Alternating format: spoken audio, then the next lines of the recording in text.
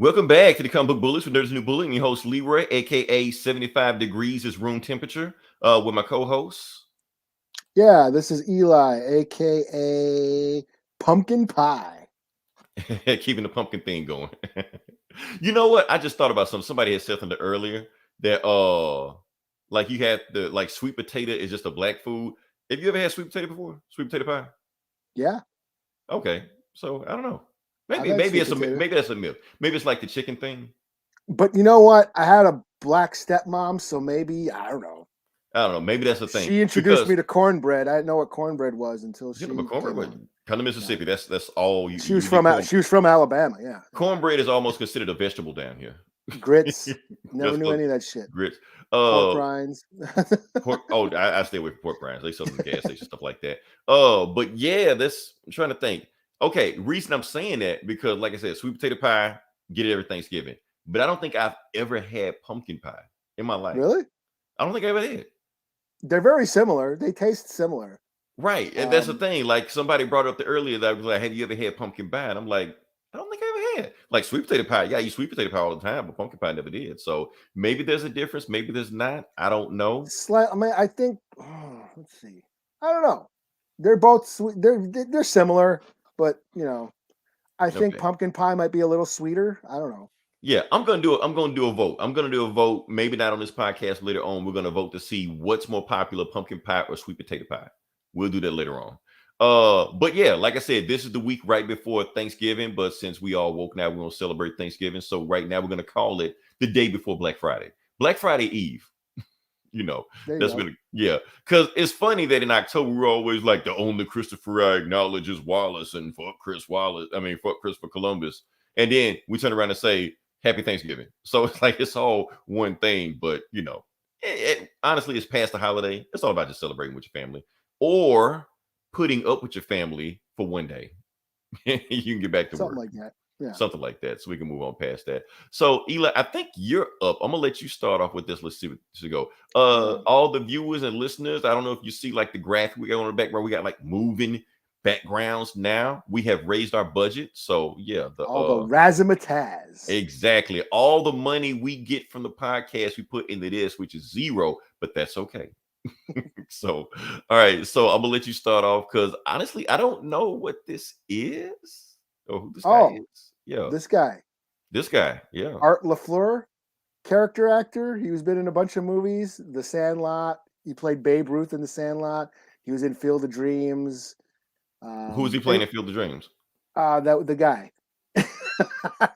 Okay. I always seen that. I Feel the Dreams. I'm thinking he was playing like Babe Ruth in that also. Like it's like all in baseball movie. Yeah. one cinematic universe. Yeah, it's been like a couple decades at least since I've seen Field of Dreams, so I really don't remember. So I barely remember anything about Field of Dreams other than Yeah. because I think James Earl Jones was in both almost everybody was both in Field of Dreams and Sandlot. So let's just assume they're both in the same cinematic universe. Yeah, they're both baseball movies. So Yeah. But he was also in The Blob, the remake of The Blob, 1988, which is one of my favorite movies of all time. I watched that on the reg. He played the dad in that. But he's been in a lot of movies, character actor. Anyway, he passed away. Parkinson's disease. I guess he's been battling it for a while. Yeah, so rest in peace Art LaFleur. You've seen him before. I'm sure you've seen him I've seen him before. Like I said, when you said Field of Dreams, I remember him as the guy. But I just remember Baby because honestly, I've seen Sandler like so many times. Zone Troopers. There's a movie about Nazis and aliens. It's almost like a comic book movie. In fact, there was comic book art. That was a thing in fact, the movie, they even said, no one's going to believe this story. You should make a comic book. And at the end credits, it shows the comic book about World War II. That sounds like an 80s movie. Yeah, it was the 80s movie. It was like a bunch of soldiers in World War II fighting the Nazis, and then these aliens crash land and help them fight the Nazis. Okay, so yeah, why not? Zone Troopers, check it out. Zone Troopers. Okay, so yeah, rest in peace, Frank LaFleur. Art LaFleur. Art LaFleur. Okay, Yeah, good journey, good sir. Okay. So, like I said, we're going to move into it. Like I said, anybody that is looking at the title of the podcast, we're just going to jump into it. If you came here looking for what we're going to say on Ghostbusters, Eli, have you seen it? I have not seen it. I have not seen it either. So if you came here looking for that, wrong podcast. We are talking about something else because we're even going to talk about this because, like I said, we're going to talk about the Cowboy Bebop Netflix review. We don't know how long we're going to go on it, but we are going to dig into it and go deep because there is a lot of chatter on social media right now about it. So we're going to address all the chatter and the conversations addressing the movie and what we think about the TV show also. I honestly, when I first announced it, I actually had no interest in even reviewing this until you, Eli, you came out the closet and admitted you were an otaku. So I was like, well, for this one, this is the for this only one. anime, yeah, only anime Right. I mean, it's like even if you're not in the anime, like Cowboy Bebop is like your hall pass, your gateway drug. You know, you may not be in the anime. You like, for instance, like country music. I don't like country music, but I listen to Shania Twain, or I at least watch her videos. You know, that'll make me a country music fan. You know, same way with anime. I don't like anime too much, but I watch Cowboy Bebop because it's that entry level, anime. A lot of people say that this was their gateway into anime. I mean, a lot of times for a lot of people, this was their first anime they ever seen. Yeah. I mean, other than Voltron, Speed Racer, do they count? I would count them. I don't know if they do count because because I count them. It's a technicality, but I count them. They were. I mean, yeah, Voltron was like after school cartoons. But it was still from Japan. It was Japan. It was Battle animation. of Planets. Yeah. Battleship Yamamoto. I mean, all them shits. Gundam Wing. All that stuff like that. So yeah, so it all counts. So let's just throw Cowboy Bebop because honestly, like those ones we just named, you can almost see the influence of those animes in Cowboy Bebop. Like I said, Cowboy Bebop takes from everything. You can even see influences from those also. So yeah, so like I said, we're just gonna jump into it. So even like I said, we're not. If you come in here looking for anime reviews from us on a regular basis, this is not the podcast. We do not do that.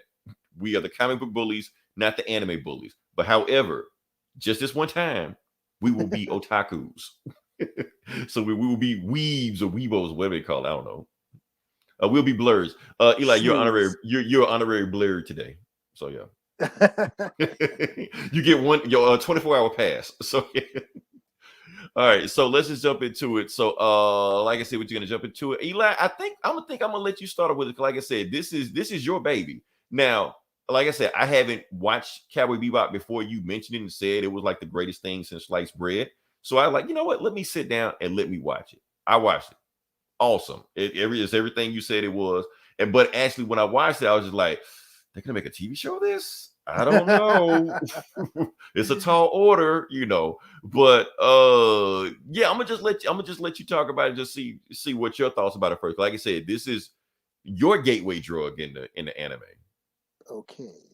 Uh-oh, here we go. All right.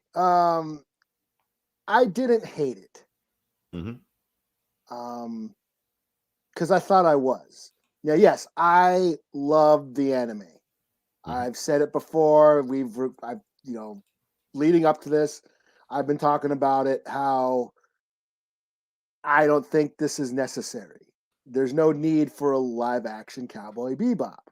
The anime is perfect in my eyes. Like I said, I think it's like other animes can't even match it. It's just a perfect, in my opinion. Yes.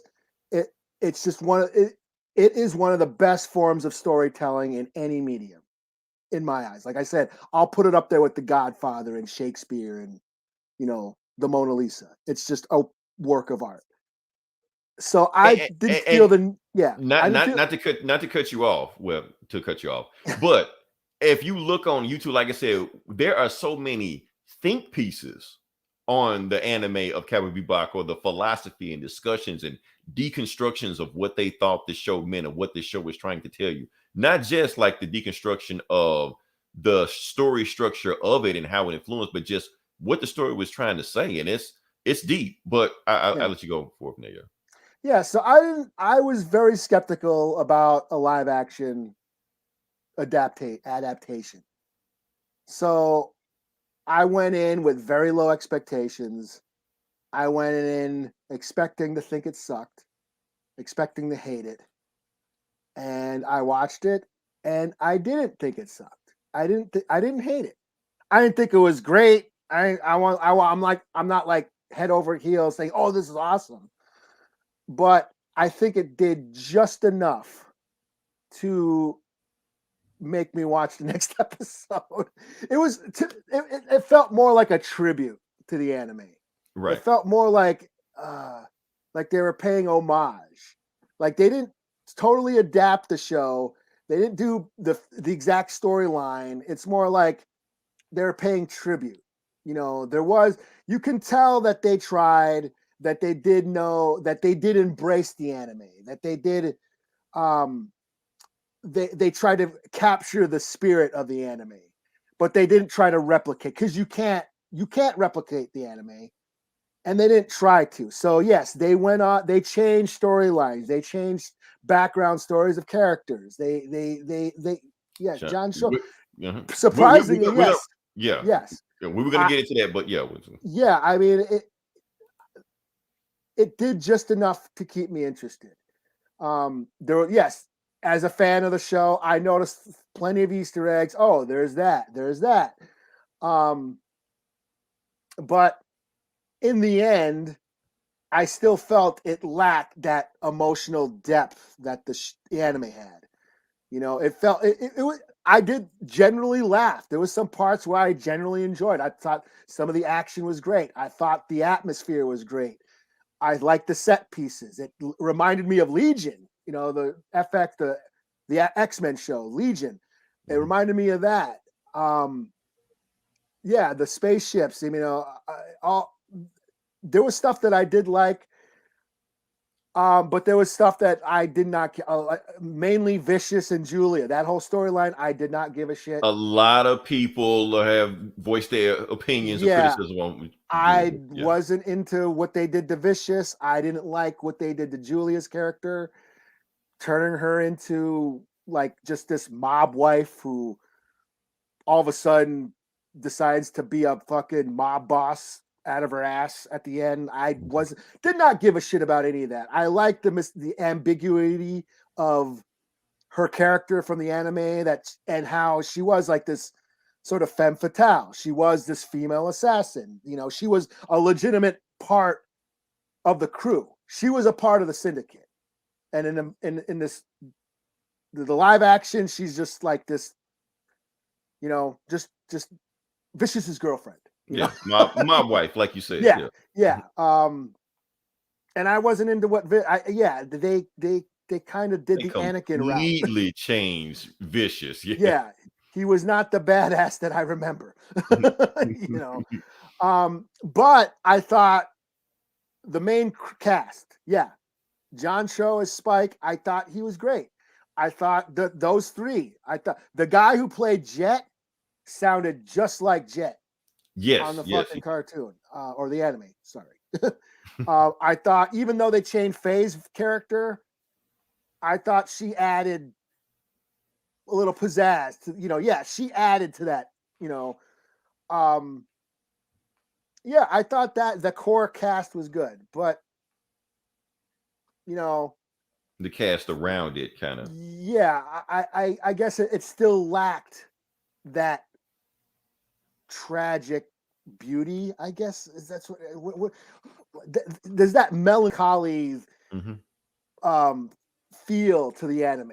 You know, I mean, the anime is wild. It mixes all this shit. It mixes westerns and film noir and Tarantino movies and gangster flicks and kung fu. I mean, it's a mishmash of all this, you know, all these cultures into this anime.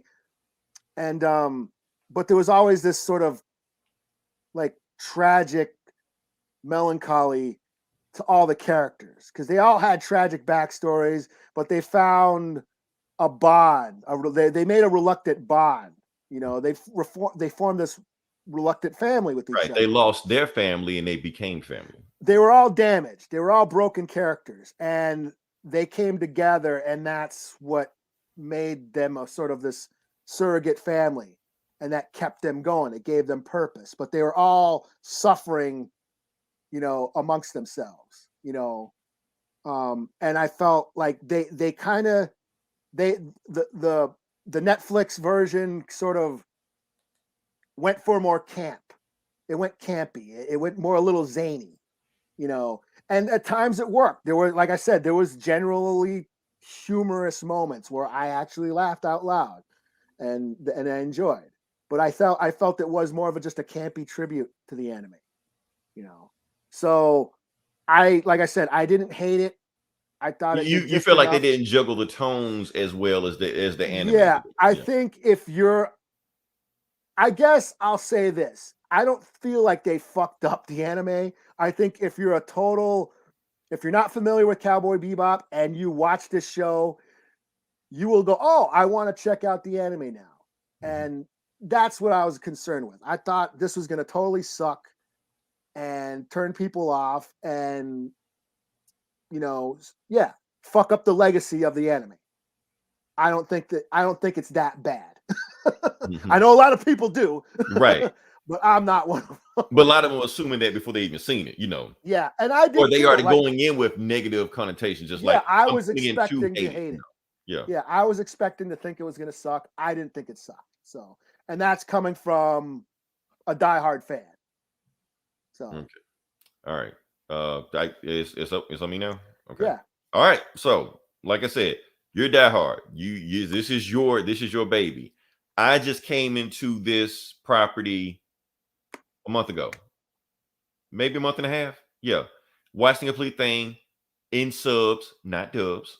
So I actually watched it twice to kind of like really get the meat of it and see what's going on. Now, the thing about Cowboy Bebop, the difference between the cartoon, anime cartoon, whatever you want to call it, versus the TV show. Eli, you said it didn't balance the tone. I feel like it didn't balance the tone as well as the anime, and how could it? However, I do think they gave the honest try for it, and sometimes I did feel like they did have an honest melancholy tone in it. Because here's the thing: a lot of people are gonna watch this anime or watch this TV show, and after 2 episodes, like, I can't get to the shit. I'm cutting this shit off. Fuck this show. And if you do that, no problem with it. And you know what? I agree with you on that. However, Eli, the more I watch this episode, watch the TV show, and around like episode 7 or 8, I was locked in.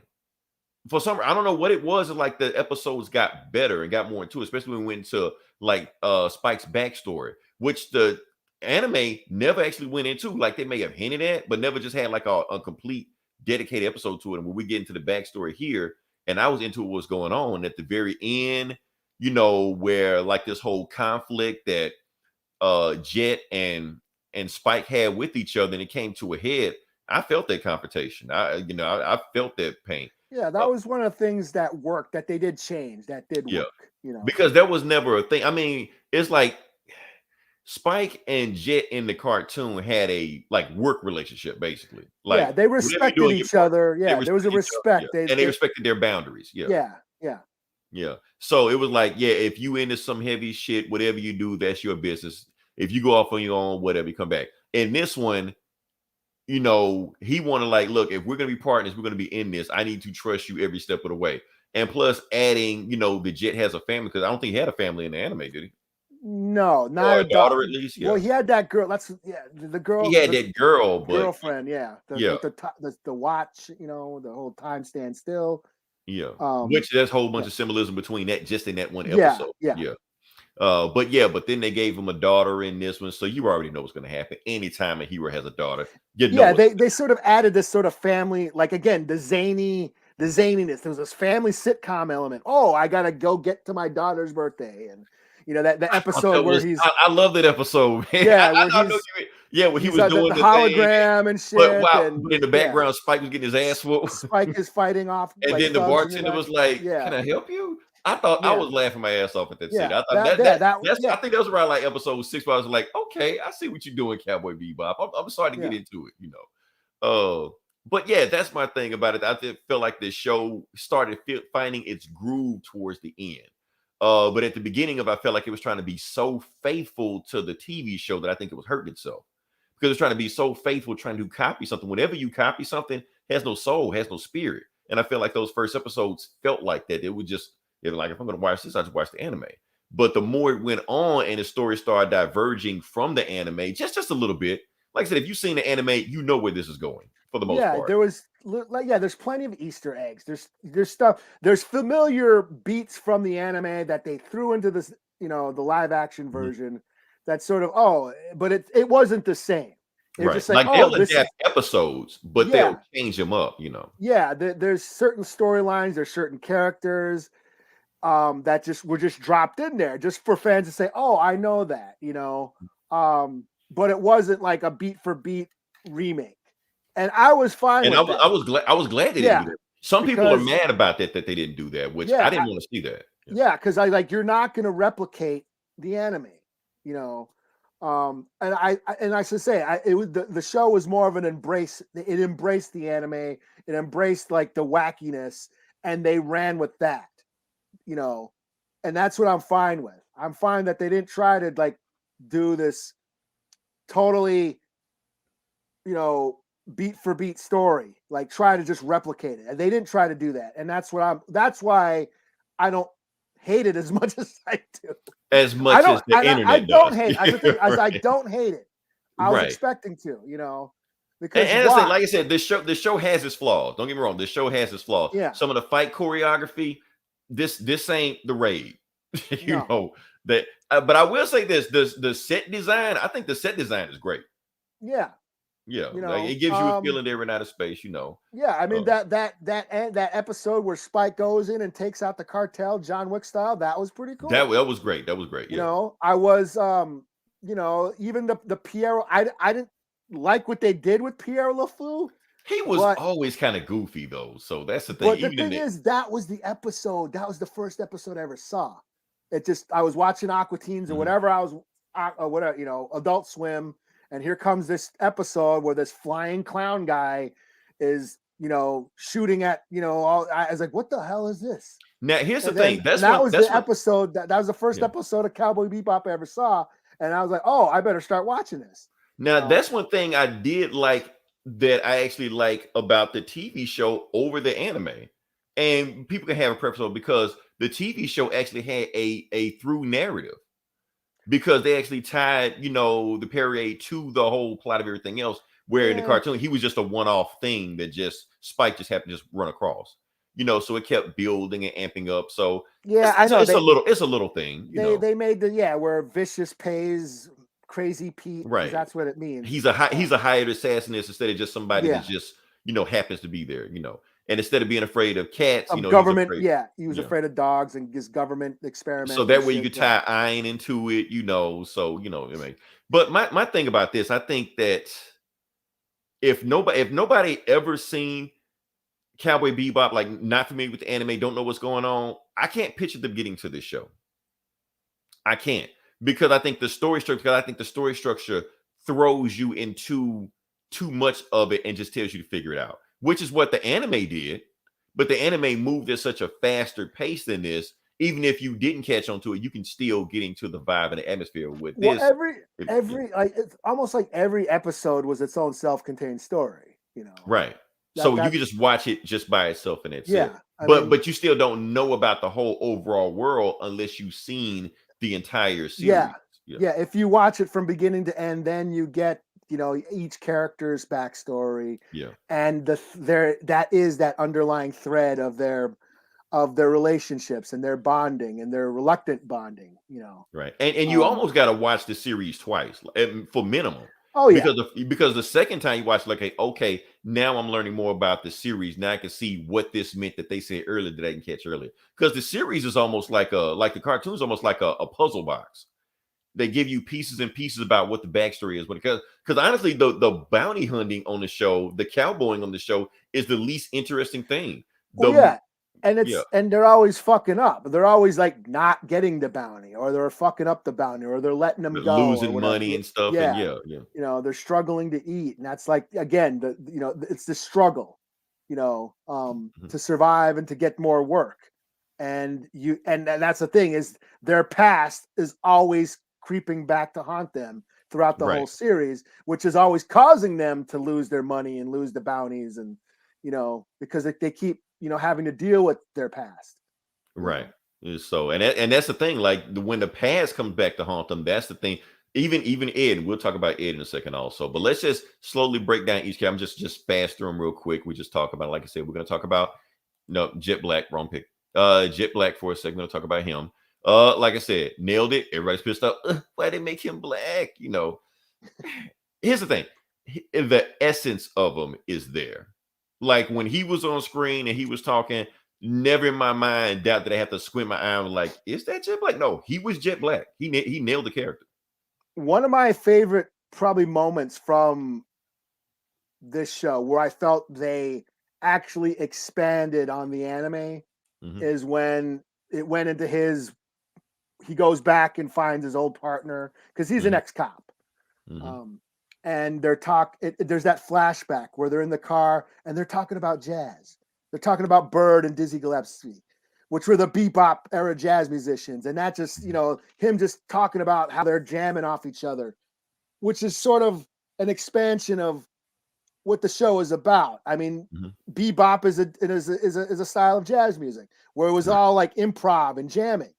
And that sort of goes into the characters of the show. The show, they were constantly sort of improvising and making it up as they go. Because they would just find themselves in situations unplanned and they just, making it work. Yeah, just sort of, surviving by their own wits, having to sort of, fly off the handle and just sort of improvise, how to get out of the sticky situations, So I thought that was cool. It goes in the whole nature of all the characters, Spike knowing Kung Fu and quoting Bruce Lee and, Jet sort of always jalopying everything together, peppers and beef. There's no beef, even his arm, right. Yeah, his arm is always in repair. The ships always need repaired. Faye is a degenerate gambler on the anime. And she's always taking off.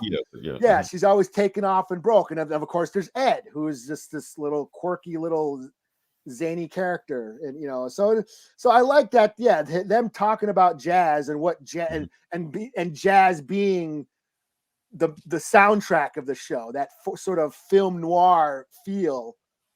I like that was probably one of the best scenes I think of the whole of the Netflix series. Like, oh, they're really. Like they don't hit every time, but every now and then, they hit the mark. So paying tribute to the show. Speaking of hitting the mark, John Cho, he nails it. I don't care what anybody say, he nails it. He did. Here. Yeah, his and that's the thing about, like I'm saying, how can I hate this show when John Cho has put as much effort as he is into this role? Because when he's on screen, I see Spike. Like people like he's the wrong guy to play it. He's too old to do that. Watch the show. He's Spike. Like he nails it. Action scenes, just his swagger, just his walk, everything like that. Just what you expect Spike to be. So he nails it. That being said, we gotta get to. Oh no, I went to him. Where are we? Yeah, Faye Valentine. Now I know you liked her. A lot of people didn't. I didn't mind her. No, I'm one of those people that didn't. I don't like what they did with. I mean, I feel like this. She's the most changed character out of all of them. Yeah. They made her just another bounty hunter. They made nothing about her when she wasn't that. And plus, we got to talk about Faye because, yes, we got to address the elephant in the room. Faye was eye candy, on the cartoon. She was, like I said, Adolescent Boys. We were watching this shit. She's fan service. She's the male gaze. But it's part of her character. Like a lot of times she was using her sexuality to get out of situations or even get bounties. She wasn't sniping people like she was on the show. She was using her femininity. She was a femme fatale. Like I said, they juggle so many genres. That was her part of the genre. She was a femme fatale in this crime noir genre. My biggest beef with Faye is they didn't give her ship till the end. Because I thought she had the coolest ship. The last episode, Yeah, she had the coolest ship. I loved her ship. Was it the Red Tail or whatever? Yeah, it was like a TIE fighter with Gatling guns on the side. I loved her ship, and for the whole like half the episodes, I'm like, first she was in just sort of like a jet. Right. And then I was like, they changed her ship. And then finally she got it. But it was a big reveal when she got it. You're like, there's her ship finally. But then she doesn't get to use it till like the last episode. But it was effective when she finally got it. So Yeah. now, keep in mind when I say about sexuality in film women, I'm not talking about the actress body type and stuff like that. I'm not talking about that.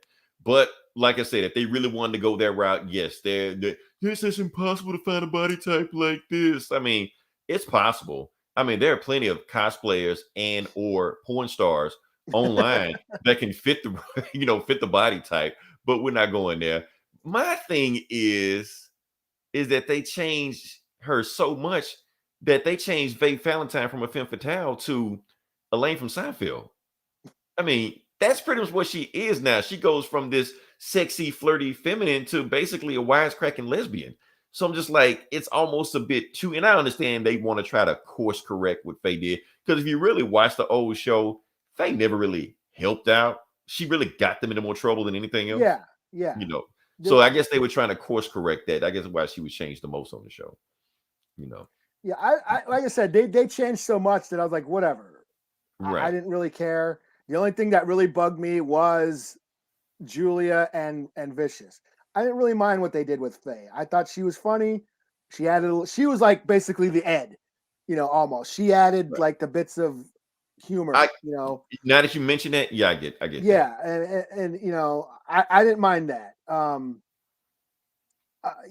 mean, I was, like again, the emotional depth was missing. Her not, and they didn't do that towards the end. I mean, they didn't do it till the end where they finally, she doesn't remember who she is, because that was always her struggle. She didn't know who she was. She was struggling with her memory. She owed all these debts, and and the debt thing's not they fair. didn't really touch on that towards the end. And by that time, I didn't really care. Because I already knew. I was waiting for a Faye's story. I like it finally got there. So yeah, we know they had like Whitney, and that's not really her mom, but she was pretending that she was her mom. And I like that storyline because it was almost like a dirty, rotten scoundrel type storyline. So where it was all a setup for her kinky fetish or whatever, and again, wacky, campy zaniness. That's what the show leaned into. But the anime did it also. I mean, we want to act like it was the Dark Knight, but come on, it had some goofy shit. It did. But I'm saying what grounded the anime was that the tragedy of all the characters. And, like Jet, going after his ex-girlfriend, and she's with that scumbag, and he lets her go, and the watch. I mean, that's one of the best scenes out of the series of his throwing away the watch. The time stands still. There's so much good writing. Faye watching that video and wondering who she is, and going to that planet. That hard luck woman. That episode is fucking heartbreaking. Especially when Ed leaves. Ed is this stupid, dumb, kind of a stupid character, but when she leaves, it's fucking heartbreaking. Right, because she takes Ian with her also. So and you find out how her dad is that her dad is just as crazy as she is, and they humanize Ed. At first, she was just this stupid, leprechaun character, just saying dumb shit. You don't know what she's talking about. She's the comic relief. But in that episode, you find out her past, and they humanize her, and then she leaves, and it's fucking heartbreaking. She gives the pinwheel to fucking Spike, who's like, I hate kids, I hate dogs, but here, she gives the fucking pinwheel to Spike. Spike puts it, oh God, it's giving me shivers. He puts it on the bow of the ship. See you, skip-faced cowgirl. Like in the end, he did give a shit. He did care about him. And then them eating eggs. When they're eating eggs, him and Jet are eating the eggs, and it starts out kind of stupid and kind of funny because they're just stuffing their faces with eggs, and then they finally realize Faye and Ed aren't coming, and then they start eating their eggs, and they're stuffing their face. They're eating their feelings. They can't express their emotions to each other, so they're just stuffing their faces. These chicks are not coming back. They left us. They feel like shit. And they're just eating, and it's such, like I'm saying, that's what was missing from the show. Like that heartbreaking, damaged beauty that the show had, you know, that made everything matter. That's what I'm saying. I disagree. Yeah. I disagree. Like I said, we're gonna have on it. Like I said, it did it as good as the anime. I'm not saying it, but there were moments in there where I felt like they were connected. Because as far as a family, I don't think they got there because there was so much distrust, and towards the end, it finally came to a head. And I thought it was building all through the season, something that wasn't in the anime. Yeah, what I did like is Spike having to kill Vicious, but choosing not to. Right. That Because was pretty strong. Right. Because he's like, that was. Yeah, that's who Spike was. You know, I'm not going to kill my brother who took me in, and he chose. But he'll sleep with his wife, though. That's always a girl. So that's like, I won't kill my brother, but I'll sleep with his wife. It's like where's the code? But you know what? They said I think that's one of the points they're trying to make also, that there are no good guys. Yeah. Everybody's fucked up. Yeah. Yeah. You know, so they were trying to make I mean, you know, she finally, that's the thing. They changed it. I mean, Julia didn't see what a scumbag Vicious was, you know, until that night where he decides to kill the dude in the street, you know, and freaked. Oh my God, a guy named Vicious is an asshole. Right.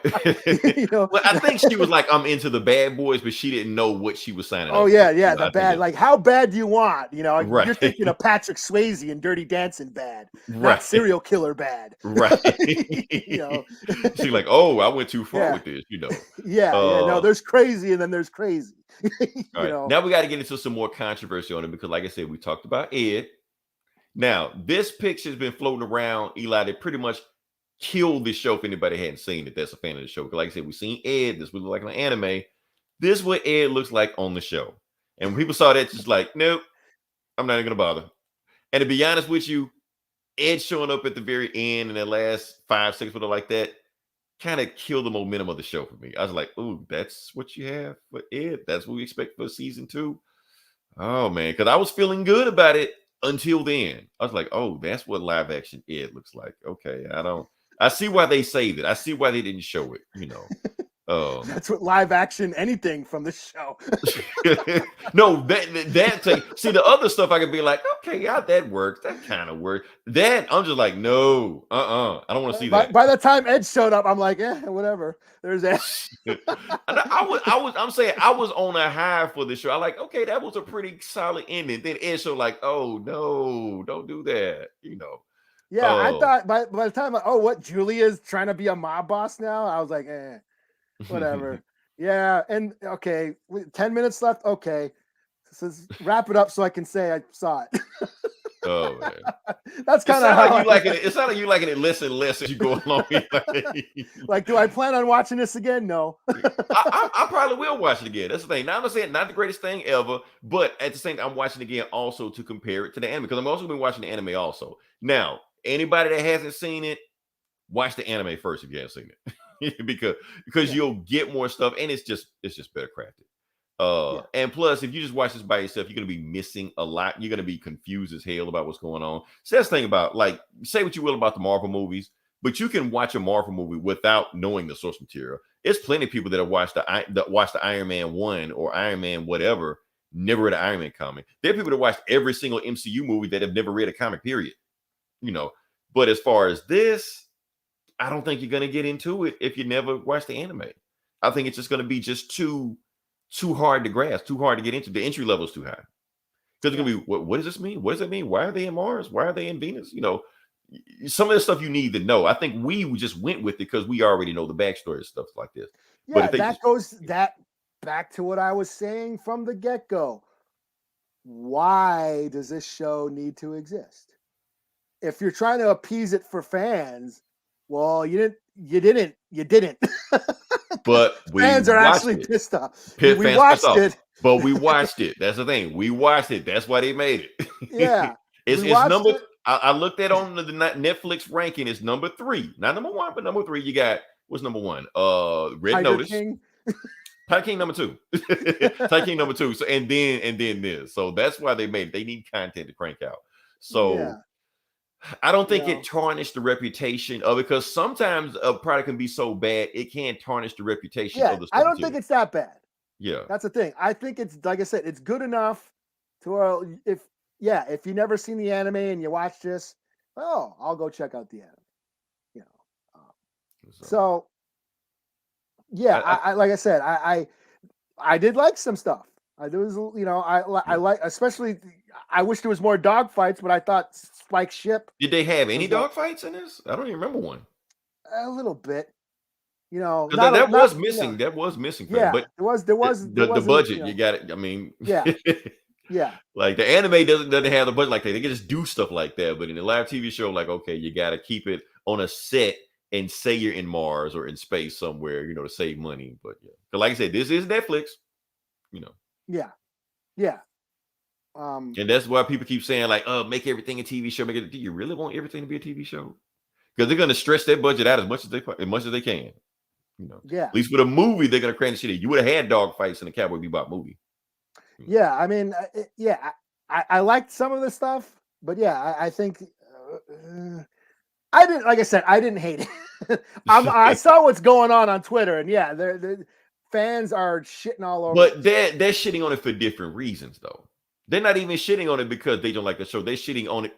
I'll give you a reason. Now let's get back. Like I said, because it's controversial. Picking out stupid shit like this. And let me see if I can pull this up. I'm gonna let you and whoever else is watching this read it. Okay, so this scene right here, where where this is this is trending right now. You know, where Jet says, "Oh, that sounds like blackmail." So then Woodcock says, "Well, hot damn right it's blackmail because you're black and you're a male." So they're just like, "Oh, please don't tell me they said that. Please don't tell me they said that." I'm like, I didn't even really trip on it that much when I say, and I'm a black male. I didn't trip on it. So why is everybody getting sensitive about that shit? You know, they're finding things to pick this movie about. Also, I'll give you another one. Like I said, we're going to address as much of the controversy as we can.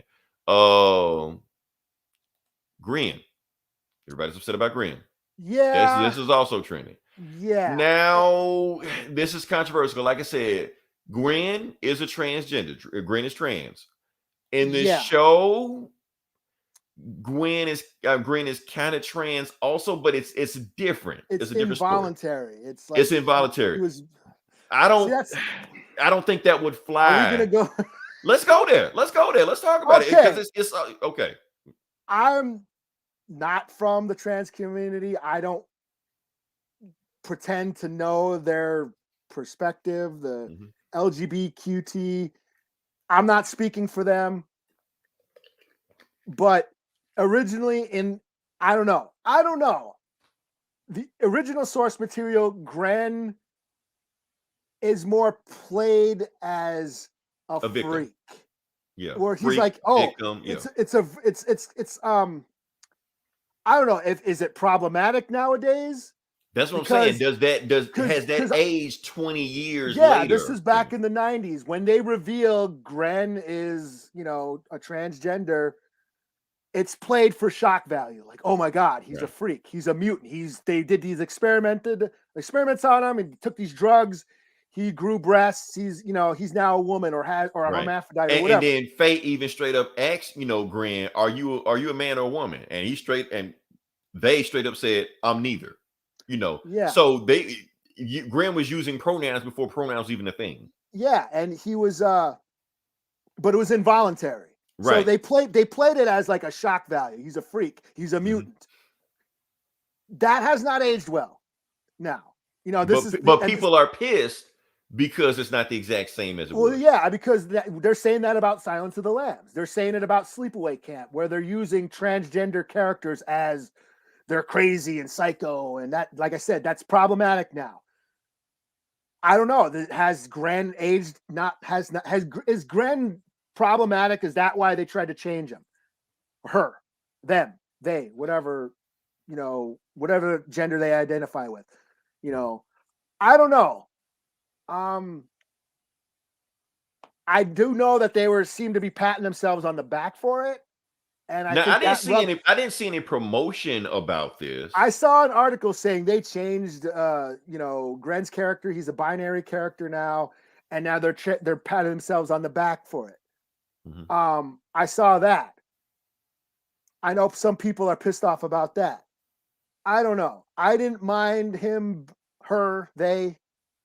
I think if they would have left it, like the source material, where Grin was experimented on against their will, fed estrogen, got addicted to it, that definitely would have been problematic in today's society. That Yeah. you had all that done against your will. Well, But I mean, having yeah, because that was involuntary. In this, he's it's his choice. right. You know. So I So think I think this is the better way to go I do. I didn't think in I didn't today's mind it. climate, Yeah, But I didn't mind it. but this is a big thing. Yeah, because I saw like people from that community, from the trans community, mad about it. Right. And they're using terminology that I don't understand. So like I said, I don't get it. I'm not the one to speak for that. Right. So I don't know. Do we keep that problematic portrayal that was keep in over mind 20 years? people are saying that Cowboy Bebop has gone woke. Cowboy Bebop was always woke. Like I said, we just talked about Grin. They had another LGBT character, that trucker, Oh yeah. Hell, Ed is non-binary. Yeah. Like we thought, we Yeah. don't know. They Edward, didn't know. Edward Wong, Bartholomew the Fourth. Right. Even Ed's dad was like, "Hey, son or daughter, I don't know, I forgot." So but that was played for laughs. But now you can't do this stuff anymore. But Ed was always a trans character. So you can't say Cowboy was gone woke when they've always tackled these topics back in the 90s when you just didn't talk about that stuff then. Yeah. So I think I'm pretty sure there are more controversial topics popping up even while we're recording right now. But I think we're people are ripping it apart and finding things. But I think they're ripping it apart for the wrong reason. They're just finding stuff, the nitpicking. Yeah. I mean, I like I said, I went in with low expectations, thinking it was gonna suck. I didn't think it sucked. Yeah. And do I think it was necessary? I still don't think it's necessary. I don't think there's anything gained by making a live action Cowboy Bebop. But, for the most part, I enjoyed what I saw. It was, as a fan, I was like, oh, let's see what they do. Oh, there's that. There's what the first episode when the elevator 3, 2, 1 it's going down the floors. Oh, here we go. Let's jam. They hit the certain musical beats. Hearing Greenbird at the end while Spike's falling. Hearing the male version of Walking in the Rain. Versus the female version in the anime. Some of those moments were there. That dialogue, I bled all that blood away. Then why are you still alive? I mean, that still gives me shivers, and it was there. And, so there was still, like I said, it did just enough to keep me interested, but like I said, did I need this? No. It's a good companion piece. That's all, to compare. Yeah. It seems like they paid attention and they tried to embrace what the anime was. They didn't try to replicate it. They embraced what it was, tried to do their own thing. It's a cover song. They did a cover song. Sometimes cover songs, are sometimes they try to make it their own and totally change it. Sometimes they just do it because it's fun. And that's what it seems like they did. But I do feel like the showrunners of this show are fans of the anime. Yeah. I don't feel like, they're like with DC, like, let's just throw this shit out, I feel like they were fans on the source material, but kind of update stuff, like kind of update Faye, from this femme fatale to actually useful, update the outdated transgender, roles and things like that. So yeah. And try to add like this backstory, mob story. Like, it was a mediocre mob story with Vicious and Julia. And that I don't think worked very well, but I like they try to do their own thing. And some of it worked, some of it didn't. But they tried. They put in a good fourth effort. But I did like the back mob story with Spike back when he was called Fearless, with Vicious, that whole brother, basically Casino. It was Casino. Yeah, Spike. Yeah, Spike's backstory was cool. Yeah. Yeah. Yeah. But you needed all that exposition with Vicious and Julia to get to that point. That's the thing, because they would just drop you in there. It kind of would have been I think too much at one time also. But at least it kind of ease you in there. Go, I know where they're going with these characters. Yeah. That's just me. That's just me. Like I said, different opinions. I think we are a little bit more lenient on this show than Twitter is right now. So, yeah. Yeah. I mean, I've seen videos popping up and it's trash. It's cringy. But it's always from the usual suspects. Also usual suspects because they get clicks, I should honestly, if I put, even though we like it, if I title this shit, Cowboy Bebop is woke trash, we'll probably get hits. Oh yeah. Even though we, just because we just said that because we just preached to the choir. But yeah, that being said, let's move on past that. Like I said, we talked enough about Cowboy Bebop. Let's see. I'm gonna just briefly talk about it because it was another topic I'll talk about it, but I'll talk about it later on. Moving to the Vidja gang section. I do want to talk about this. Yeah, this shit. Let me see. No, we're not gonna talk about that. What, the lizard? What'd you say? Who punched the lizard? But we're not gonna talk about that. Who punched the lizard? Yeah, honestly, I don't even care. We were gonna talk about the No Home Spider-Man trailer or whatever. Screw it, don't care. I do want to talk about this. Yeah, Superman versus Arya Stark. Arya Stark. What's her name? Arya. Okay, so they got a new video game coming out called Multiversus. What like that? And it's like Warner Brothers Smash Brothers. Well, Warner Smash Brothers. Lego movie. The Lego movie, yeah. But it's a fighting game. So you got like Batman, Superman, Bugs Bunny, Arya Stark. And they said they got more characters coming also. And Shaggy. As they tease, they might even give him Ultra Instinct Shaggy, where he's going to be the most powerful character in the game. So that'll be pretty cool. That's all I want to address with that. Let me say, move on past that. All right. So, like I said, it's Comic Bullies, where we talk about the comic books. And I think we're just going to jump into it. And I think you got more books than me. I'm going to let you go first. Really? I got more books? I think so. Maybe. Okay. I didn't think I had that many books. Blah, blah, blah, blah, blah. Let's see. Nightwing, number 86. Nightwing, number 86. Let's move it. Tom Taylor, y'all. Tom Taylor wrapping up the Nightwing arc of... Oh, shit. I don't even have... Hold on. You know what? I don't even have anything ready. Hold up a sec. If I disappear, I'll be right back. Uh-oh. Hopefully we don't just both disappear at the same time. Okay, here we go. Here we go. Okay, here we go. Here we go. All right, there you go. Okay. You can't throw it up there? I don't know. I do it and then no, I can't. Or what is that? Okay. Oh, is that me? No, I did it. That was me. Well, can I get rid of it? I can. But you could always get rid of it. No, I couldn't. You could. No, not. That's the first time it stopped. Okay, for listeners don't know what we're talking about, I gave Eli admin status. Yeah. I have upgraded my abilities. But I guess we're having performance issues right now, so I guess the abilities aren't working like they should. But 1 out of 5, it happens. So yeah.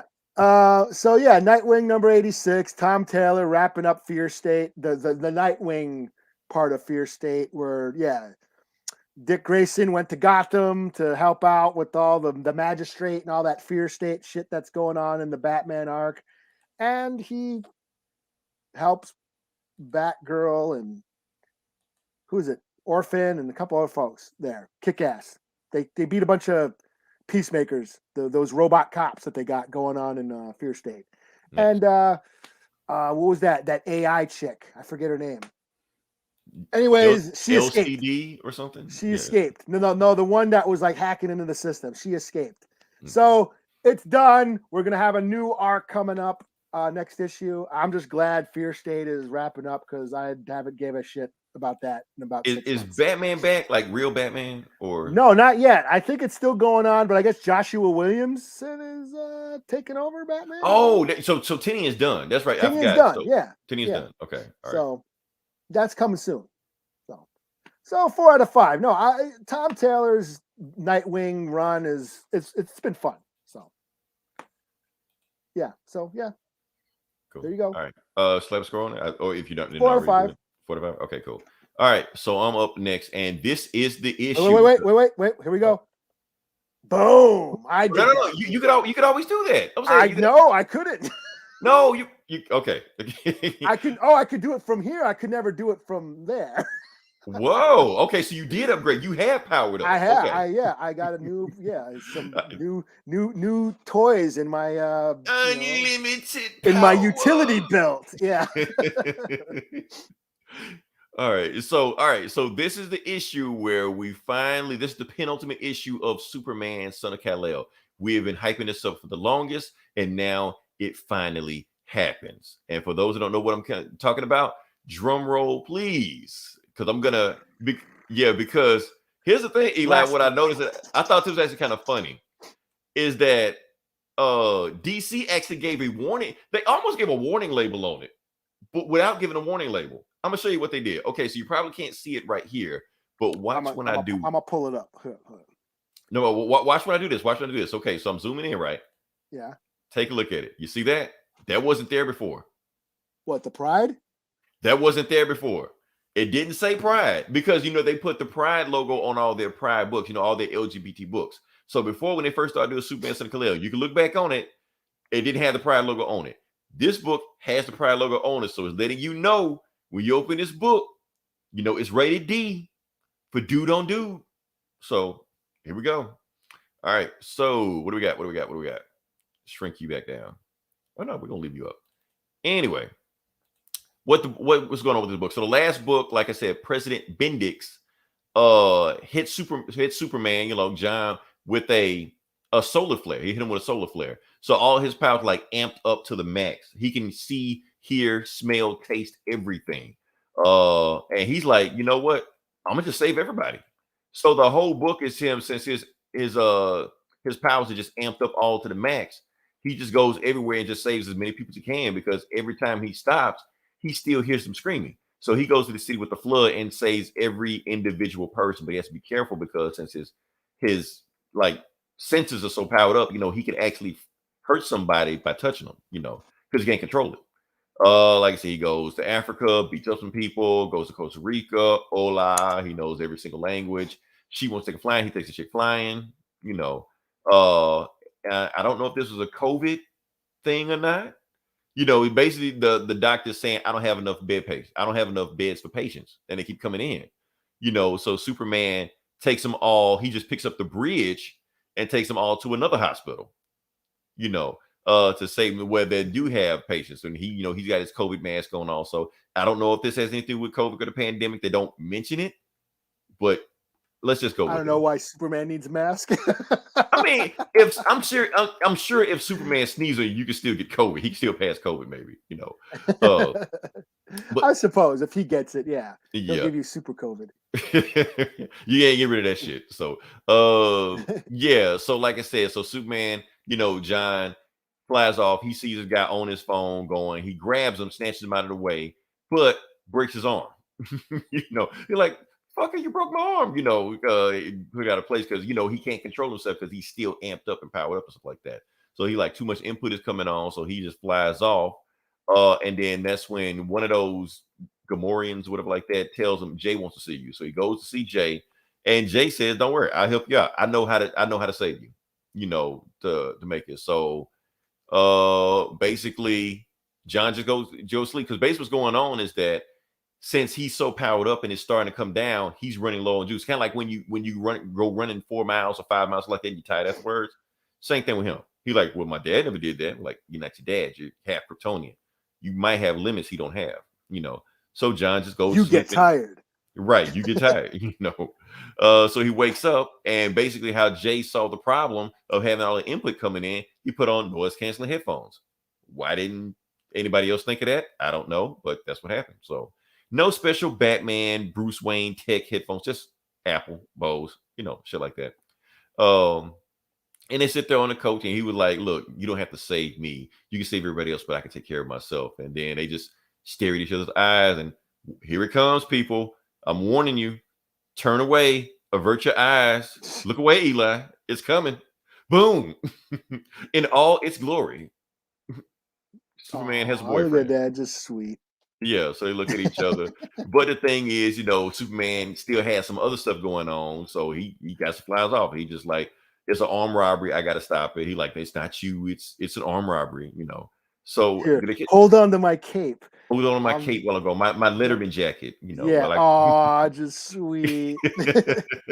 and they fly off, and that's it, So, yeah, is everybody okay? Did everybody make it? I gave you fair warning before it happened, so Yeah.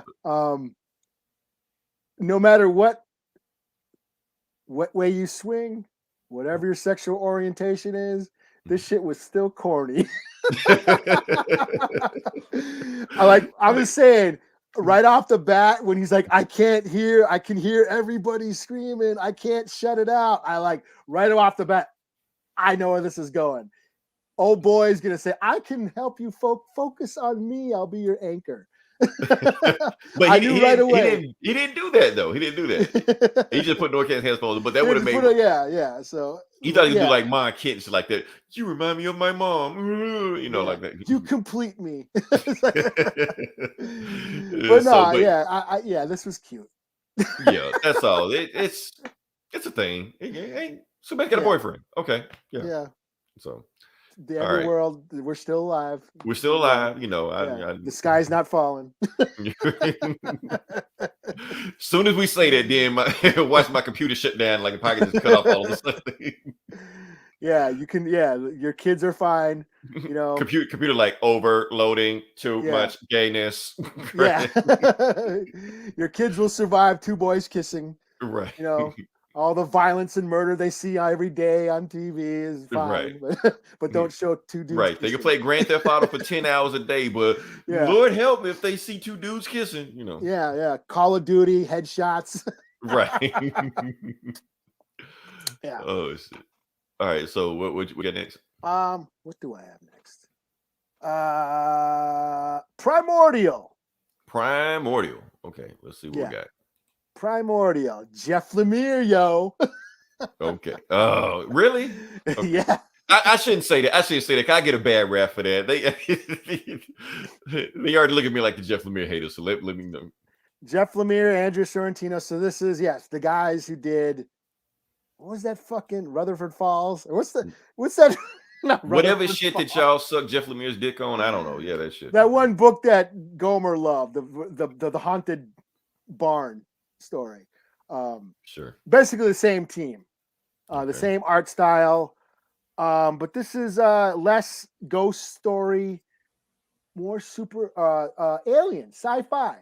So this is basically goes back to when NASA and the Russians. So the Russians launched a dog into space, Sputnik or whatever. The dog launched a dog into space, and a couple years later, the U.S. launched 2 monkeys into space. Well, they thought they died in space, never came back. Turns out they're still alive. So a few years later, one of the NASA scientists gets a call from like the KGB and basically finds out, hey, those monkeys, they're still alive. They were taken.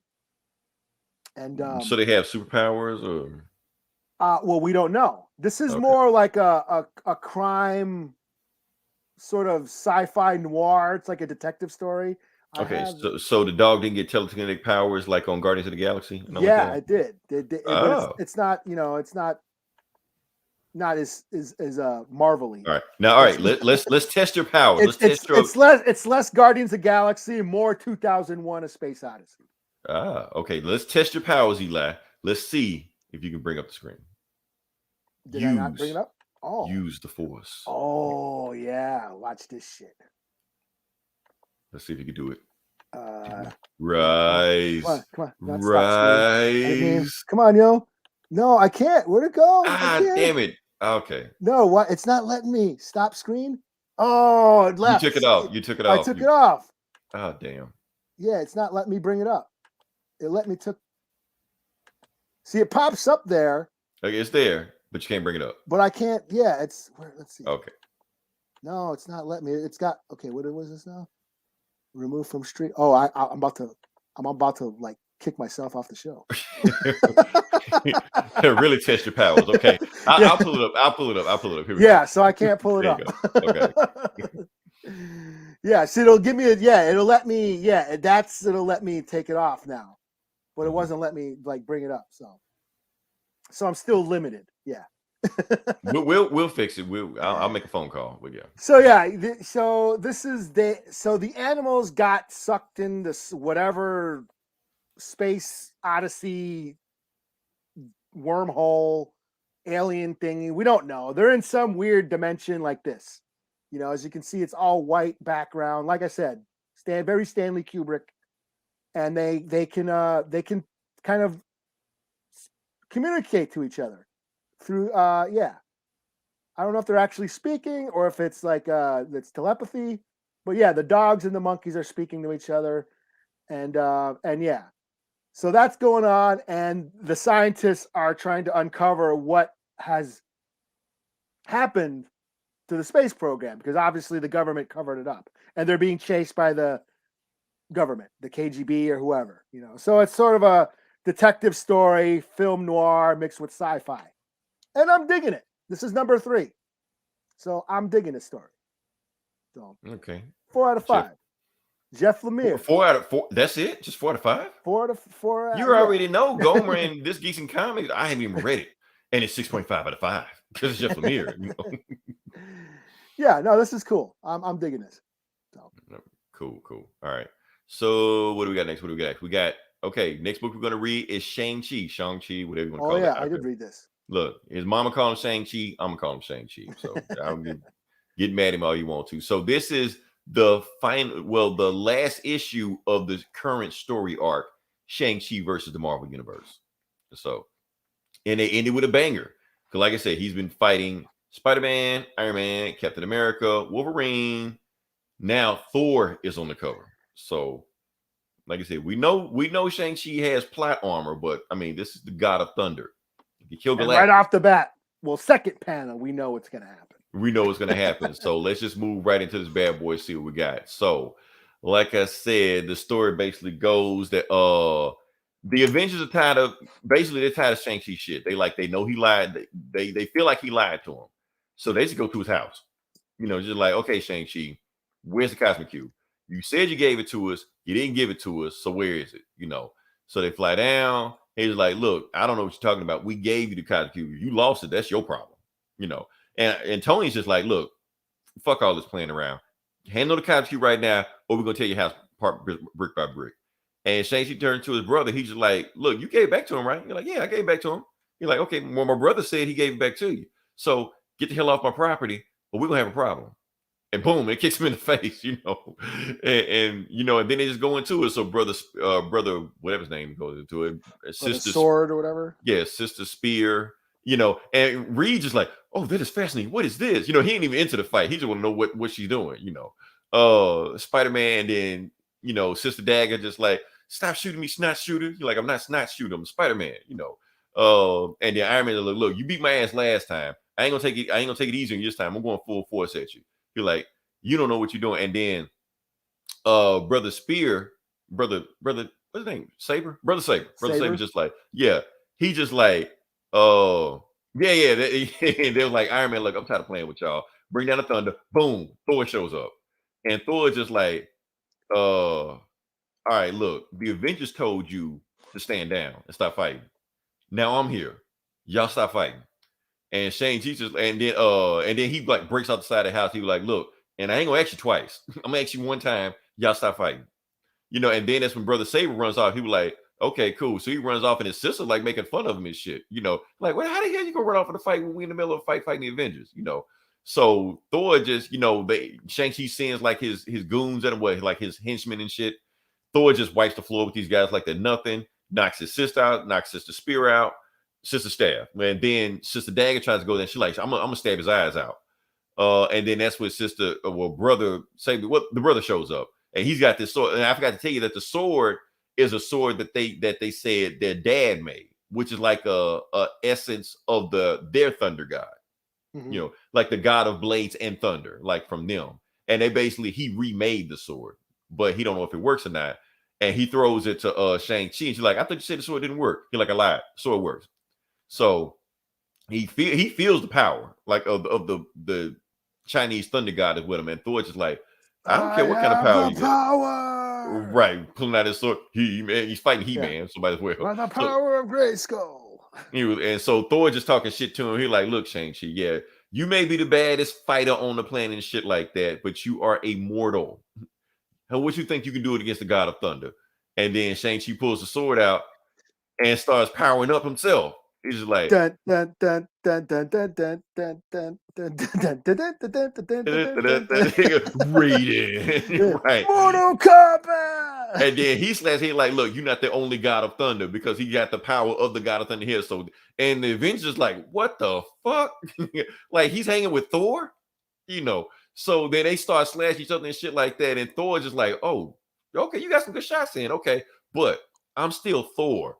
You're willing power you don't really know how to handle, and like that you don't have no idea what it's going against. And Shang-Chi talking shit like, oh, and then he does like this quick slash, like his like bam, catches him like ching, like on Ninja Gaiden, even cuts like a little bit his hair, his locks back there, you know.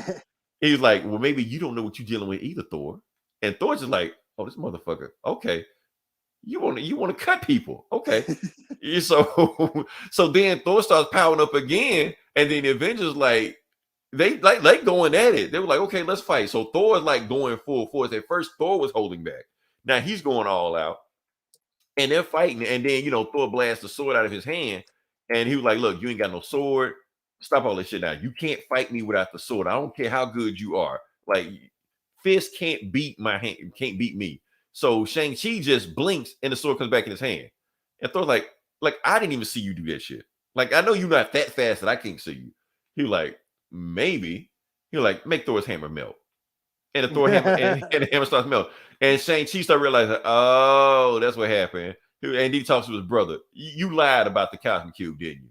He was like, maybe. Because this is the Cosmic Cube in it. So he turns the sword back in the Cosmic Cube. So that's what happened. He wished to have the sword of the Thunder God, Chinese Thunder God. So that's why he was able to hang with Thor. So he just gave the Cosmic Cube back to back to the Avengers. And then he yelling at his brother. He was like, why you do that shit? He was like, why you do that shit? You embarrassed us in front of our guests over there. You're gonna give this power to them when you could have kept it within the family, so they getting into it right now. He was like, look, I don't give a damn. He turns his brother over to the Avengers. They're like, get the hell out of my sight, So they take him and they take the Cosmic Cube, and the rest of his family look at him is like, man, what the fuck you just do? And Shang-Chi's like, man, I always knew I could trust you. He's like, well, your friends don't agree with you. And Spider-Man like, I thought they were our friends, And then that's like, because you remember Reed and Tony, anytime they get together, it's always some fuck shit. And he was just like, what, you think he turned his brother over just to like as his fall guy? And Tony like, that's exactly what I think he did. So basically like Trump. Everybody getting arrested around him but him, All right, so I would just get past it anyway. And basically, now his family's pissed at him because he turned his brother over. So nobody trusts him. And I guess his uncle is back from the dead. And so his uncle has been the one that's been, getting all his enemies together and stuff like that. So yeah, that's what's going on. So awesome arc. However, I think I'm jumping off the train. Oh yeah. Yeah, because it was a good arc. I think I got enough of where the storyline's going. Now it's going to go into some whatever. I don't really give a fuck about him fighting his evil uncle. But him fighting Wolverine and Thor, that got me. So, after reading all those 70s comics for the past 2 months. Exactly. I had my feel of Shang-Chi. So yeah. So unless they do something just amazing in this arc to get me back, I think I'm jumping off the train. But yeah. So I'll probably stick with it, I might pick up the next issue just to see it. If it don't catch me, I will. If it stick with it, But that's it. Yeah. So yeah, what you got next? Let me see. Let me get the image. This is Army of Darkness, 1979, number 3. Army of Darkness, 1979, number 3. Let's see. I think that's this one. Yeah, that one. All right, let me throw you up there. All right, there you go. All right. So this is Ash from Evil Dead. So he gets sucked back into some time warp to 1979 in the Bronx, New York City, and he's fighting, or he teams up with a bunch of street gangs. So it's basically the Warriors meets Evil Dead. Bunch of street gangs, fighting for their little piece of turf. And one gang called the Half Deads or whatever, they get hold of the Necronomicon, and they're using the book to, whip all the gang's asses. This guy's like doing all these spells. He's like melting people on like spot. You're melted, And Ash teams up with their rival gangs, and they're helping, to fight them. This particular issue, they fight a gang called the Carol Brady's. Was that the middle one or was that the youngest one? Oh, no, that's the mom. That was the mom. Okay, the mom. So it's a gang of middle-aged white ladies. Okay. Basically a gang of Karens. Basically. Yeah, they were saying Karen would be better because when I think Karen Brady, I'm thinking like, okay, you got a bunch of milfs. You gonna have to. But, yeah, and they just fight this gang of old ladies. It's Army of Darkness, just campy, dumb shit. If you're an Evil Dead fan, it's fun. It's it's got Ash blowing off demons' heads and sawing off chainsaw dismemberment. Only it's mixed with street gangs in New York now. So yeah, I'm having fun with it. 4 out of 5. It's number 3. Yeah, it's Evil Dead. If you're an Evil Dead fan, you'll dig it. So, and that's basically what these, Dynamite's doing with the comics. The Army of Darkness comics. So cool. It's not all titties, and it's got some Ash too. Because they're doing Dynamite. They're doing like Betty Page and Vampirella and Red Sonja and Elvira and all that shit. Yeah. They're doing the Purgatory. They're like doing Lady Death comics. Lady Death, yeah. Yeah, so they got all those. So it isn't just a bunch of, big titty comics. It's all the books we read when we were 14. We go to the comic section. One book for Lady Death? Vampirella? Hey, do we got any more Vampirella comics back there for this 14-year-old kid? Okay. Anyway. So yeah. And I'm booked out. Okay. I got one more, but this is an oldie but good. The reason I'm doing this old one, because next Tuesday, the Hawkeye book comes out. Tuesday? This coming Tuesday. This coming Tuesday, yeah. Okay. The Hawkeye episode 1 and 2 will debut. Now, one thing, okay. So one thing I did notice from the trailer alone, they are borrowing heavily from the Matt Fraction comic series. Okay. So I decided to review one of the books from that Matt Fraction comic. We'll go from there. So this is Hawkeye issue 3. Hawkeye issue 3. That didn't come out that long ago. Yeah, right. I said oldie, but it's not really oldie. When did it come out? Yeah, you were taking it back to the day, like 1973, when he had like a bell bottom and pork chop sideburns and honey shit. Bun, sugar pie, honey bun. Oh no, he fighting pimps and shit. Like no, nothing like that. So this is back in 2012. This came from 2012, so 10 years ago. So time flies. Before there was an MCU, remember them days? This was when MCU was starting to get started, But before it became a thing. Well, I feel like this is when it became a thing. Like this dropped the same year. Like it's all connected. But where are we going with this? Okay. So the book starts off with Hawkeye, and the book both stars both Clint and Kate. They're both in the book. And they basically got a redhead chick, not Black Widow, a redhead chick tied up in the back seat, and they're getting shot at by some goons in Ford Mini Coopers. They're in a 1970 Dodge Charger. Now, this is how the book starts off. And it's basically one of those like hood movies. I bet you want to know how I got in this situation. Because the issue before this is about something completely different. This is like I said, this is a completely different a standalone book. It's a standalone story. So basically how we got here is that Kate and Clint are basically like looking at arrows. They're doing like arrow stuff like that. She don't use trick arrows. She uses like regular ass arrows. And she's like, "Can I borrow this arrow?" Like, no, it'll hurt you. Can I borrow this arrow? No, it'll hurt you. No. And they got the dog there too. Like Pizza Dog, he's gonna be in the show also. So yeah. And the thing is, so this Dodge Charger. Oh no, this is basically now we're going back to present day, and they're still fighting off these guys, and he shoots them with an acid arrow, and he like fucks up the hood engine on the car. Oh yeah, this part right here. Okay, so back in the past, because the book kind of like goes back and forth. So Hawkeye walks out, sees a 1970 Dodge Charger. He's like, "Oh, that is the prettiest car I've ever seen before. That's a Dodge Charger." and he sees the redhead chick that was tied up earlier, and she's leaving town. And she was like, "How much you want for the car?" He was like, "Oh, I think he said like 2,000 or something like that." He was like, "Oh, for real? Let me go upstairs and go get the money real quick." So I just cut to the end, not to the end, but to the next part. So when they cut there, he sees 4 Mini Coopers outside of his car. I mean, outside of his apartment complex, and of course they worked out the payment on how they're going to pay for the Dodge Charger. You know, and basically just like, who are these 4 Mini Coopers out there? Are they going to beat you for the Dodge Charger? And anyway, they break inside, and it is the tracksuit Draculas. They're not Draculas. They're going to be in the show also, but they call them tracksuit Dracula because they're just the Russian mob, basically. That's what they call them. So they come in there shooting with guns and shit like that, and you get this iconic shot of Hawkeye dodging with nudity, but he's got like the Hawkeye little emblem like right in front of him, like to stop it from getting bleeped out. So they're fighting, and he's just grabbing everything in there and just smacking them with the head, lampposts, lights, dumbbells, but like that. But so they knock him out and just leave him naked on the floor while they kidnap the girl and take her. You know, so he rings on the phone. He calls Kate. Kate and Pizza Dog, goes after him. So she's in the back. Kate drives up in a VW Beetle, and they just go after her.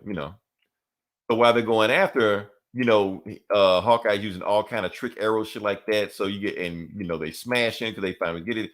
They get her out the car, go in the Dodge Charger. And basically the rest of the book is just one big chase where Hawkeye's just using every trick arrow he's got in the book, just taking them all out. Trick arrows, sonic arrows, explosive arrows, Too all fast, of how too fast, too furious. I mean, just some awesome shots in here. And since all the Mini Coopers are labeled, each one he takes out, you can see him. So he's got like 2 left, and he's taking them out. He chops the car hood off one of them. And then one's left. They're on the highway, Brooklyn Bridge, but like that rocket arrow blows that one up. But then I think they wrecked the Dodge Charger also. So they're both just on the bridge. Oh, that's the Manhattan Bridge, or it could be the George Washington. You would know better than I would. And I've never been there. You probably have been on there and stuff like that. So they crash. They all crash. The Mini Cooper and the Dodge Charger crash.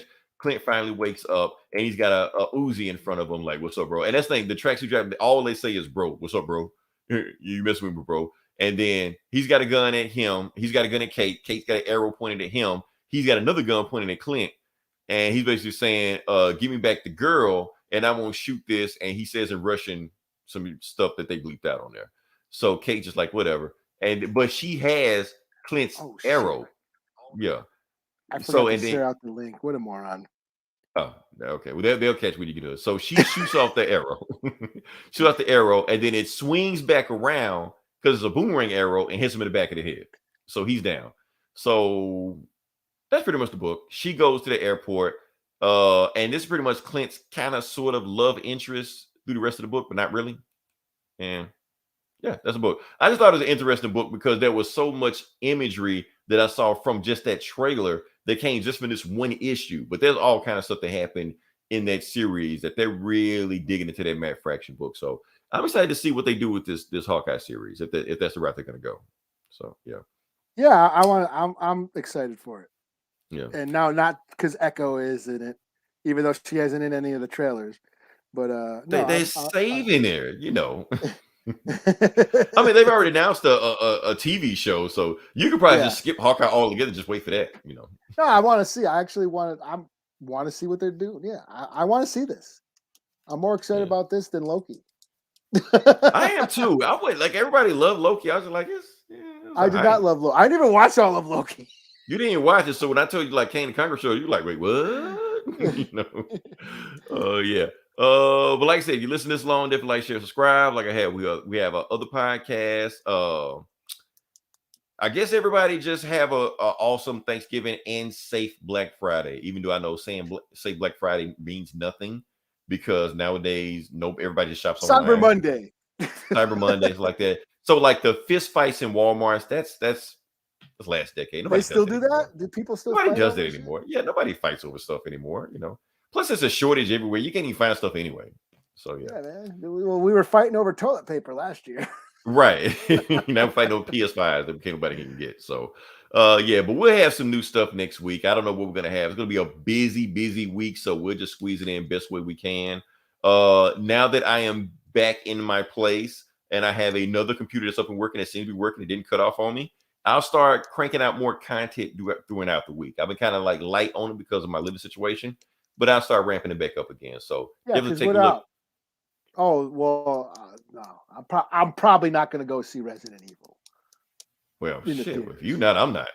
Shit. I was Yeah. only, if you see it, I was gonna see it. If you didn't see it, I'm Yeah, not gonna see it. yeah, But no, there will no. be. The Twin Cities is like one of the worst cities for COVID right now. So Oh, so you are Raccoon City? Okay, all right, cool. yeah, I ain't getting sick for Resident Evil. You live in what's that shit Yeah, Pee Wee Herman said? I don't have to watch the movie. I live yeah, it. yeah. All right. But until then, this is Leroy. This is Eli. And we'll talk to you guys next week. Same bully time, same bully channel, and rest in peace, Young Dolph.